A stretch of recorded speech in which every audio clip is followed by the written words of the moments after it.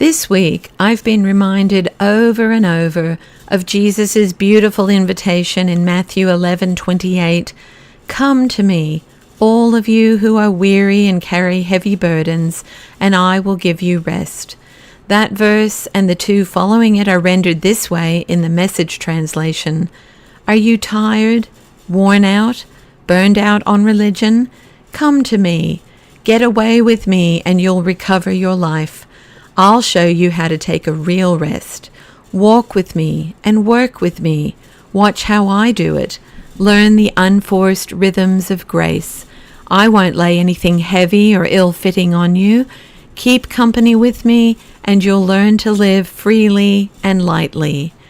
This table of communion is a table of grace.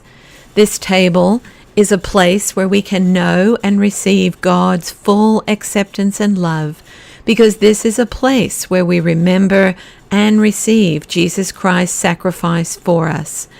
As 2 Corinthians 5:15 tells us, Christ died for all, so that we might live no longer for ourselves, but for the one who for our sake died and was raised. Let's pause for a few moments, close our eyes, and reflect back on this past week. Notice, without judgment, where you were, who you were with, and what went on. Enter into the sanctuary of this place right here and this time right now, this place of communion to meet with the Lord. In participating in the body and blood of Christ, we are invited to get away with Jesus and recover our life. God is persistently and passionately pursuing each of us, each person on the planet. Each one of us is being wooed to walk with God and to work with God.